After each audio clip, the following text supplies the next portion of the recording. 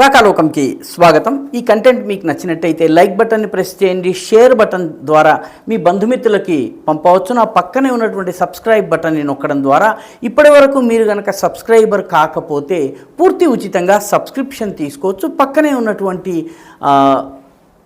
Bell ఐకాన్ని నొక్కినట్టయితే మీకు రాకాలోకంలో కొత్త పోస్ట్ లేదా వీడియోని అప్లోడ్ చేయగానే నోటిఫికేషన్ ద్వారా తెలియజేయడం జరుగుతుంది. మీరు అప్ టు డేట్గా ఉండవచ్చు. మిత్రులారా, ఆమ్ ఆద్మీ పార్టీలో జరుగుతున్నటువంటి పరిణామాలు చాలా ఆసక్తిని రేకెత్తిస్తున్నాయి. ఎందుకంటే ఆ పార్టీలో జరుగుతున్నటువంటి పరిణామాలని చూస్తే ఈ పరిణామాల వేళ్ళు మన దేశంలో లేవు, విదేశాల్లో ఉన్నాయా అన్నటువంటి సందేహం కలుగుతుంది. ఎందుకంటే ఆమ్ ఆద్మీ పార్టీకి చెందినటువంటి అతి ముఖ్యమైన నాయకుడు జైల్లో ఉన్నాడు.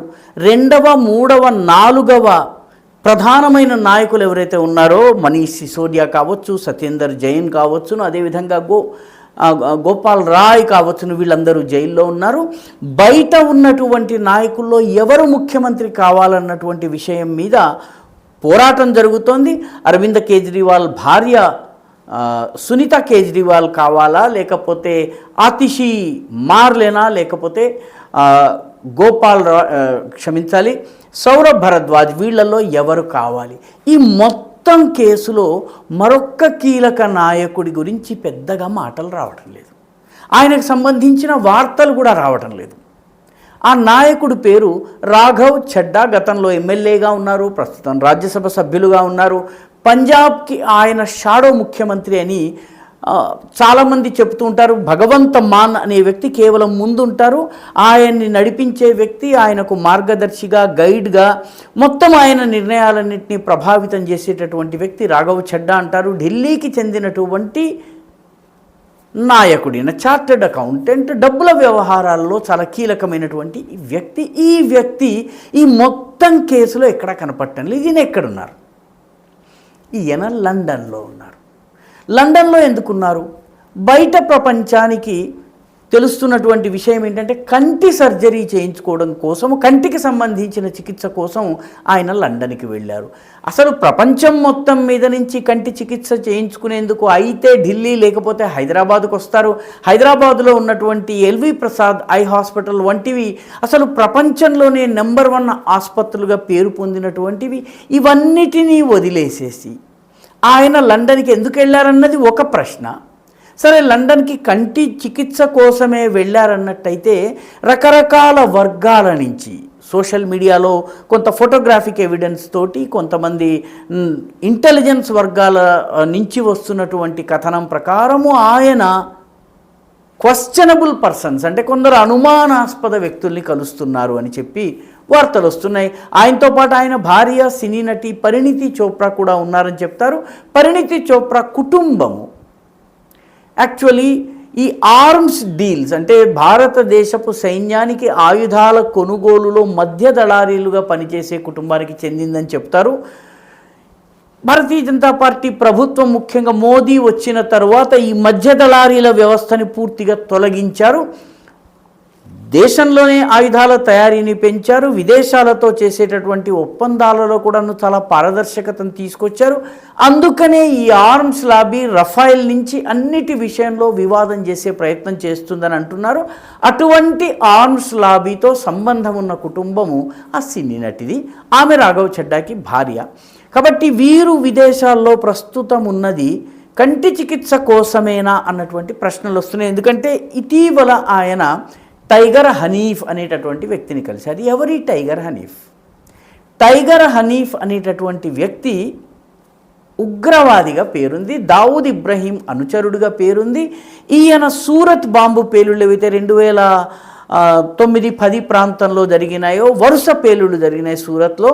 ఆ వరుస పేలుళ్ళలో పెద్దగా ప్రాణ నష్టం జరగలేదు కాబట్టి చాలామందికి ముంబాయి గుర్తున్నట్టుగా, అక్షర్ధామ్ గుర్తున్నట్టుగా, పార్లమెంట్ దాడి గుర్తున్నట్టుగా సూరత్ దాడులు గుర్తుండవు. సూరత్ దాడికి సూత్రధారి ఈ టైగర్ హనీఫ్. ఇతను వెళ్ళి ఇంగ్లాండ్లో దాక్కున్నాడు. ఇతన్ని ఇండియాకు తీసుకొచ్చేందుకు, భారతదేశానికి తీసుకొచ్చేందుకు ఎక్స్ట్రాడైట్ చేయటం కోసము భారత ప్రభుత్వం చాలా ప్రయత్నించింది, కానీ ఇంగ్లాండ్ అందుకు అంగీకరించలేదు. పర్యవసానంగా తను అక్కడే ఉంటున్నాడు.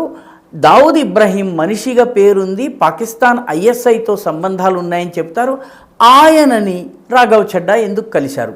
కలిసినట్టుగా వార్తలు వస్తున్నాయి. దీనిని ఖండిస్తూ రాఘవ్ చడ్డా నుంచి ఇంత మటుకు స్పష్టీకరణ రాలేదు. 3-4 రోజులుగా ఈ వార్తలు వస్తున్నా స్పష్టీకరణ రాని కారణంగా అనుమానాలు మరింత బలపడుతున్నాయి. టైగర్ హనీఫ్ని ఎందుకు కలిశారు?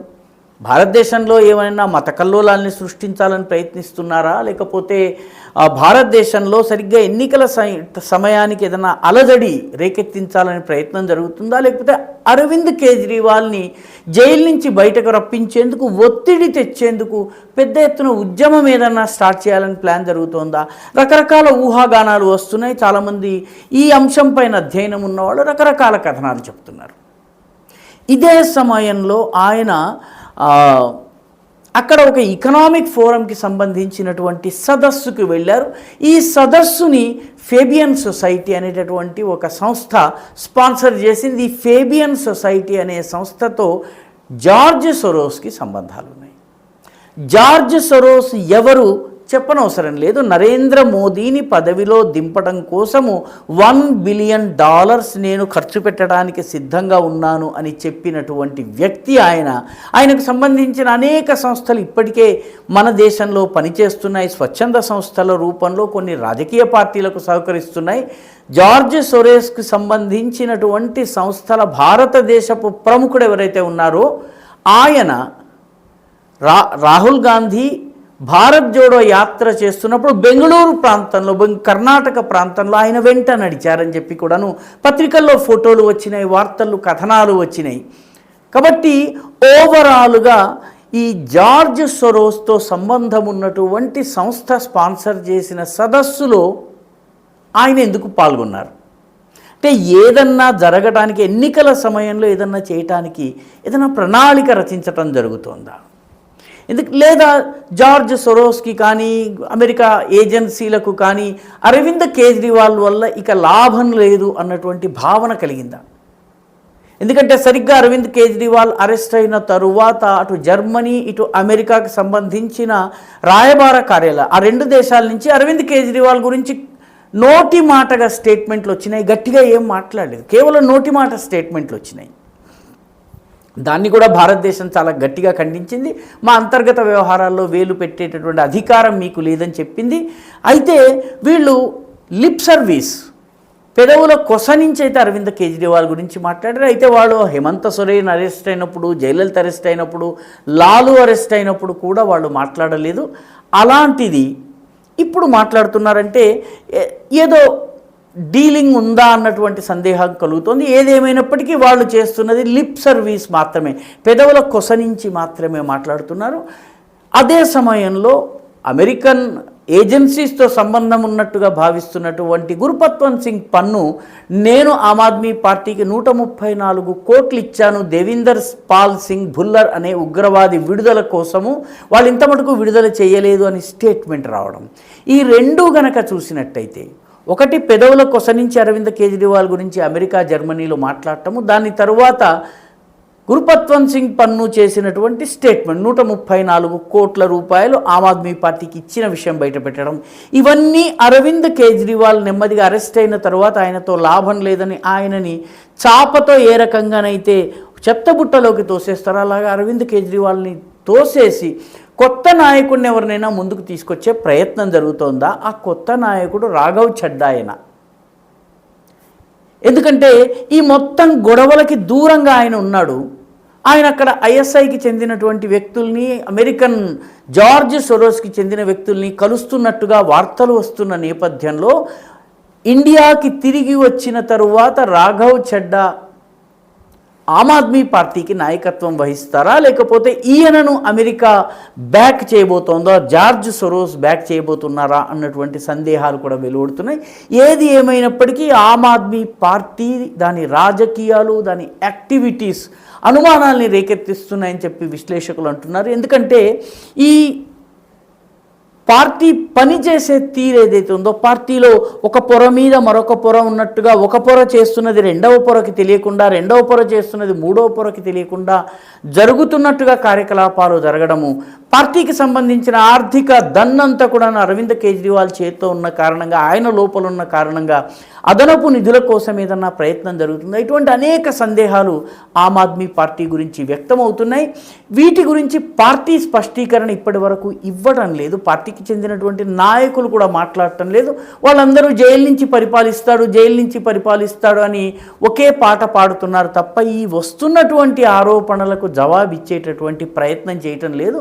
ఆమ్ ఆద్మీ పార్టీ ఈ సందేహాలన్నిటికీ తెరదించవలసినటువంటి అవసరం ఉంది. ఎందుకంటే లోకసభ ఎన్నికలకు వెళ్తున్నటువంటి నేపథ్యంలో వీలైనంత త్వరగా ఈ పని చేయవలసినటువంటి అవసరం ఉంది. ఈ వీడియో మీకు నచ్చినట్టయితే లైక్ చేయండి, షేర్ చేయండి, ఈ ఛానల్కు సబ్స్క్రైబ్ చేయండి. మీ అభిప్రాయాన్ని కమెంట్ల రూపంలో తప్పనిసరిగా పంపించండి.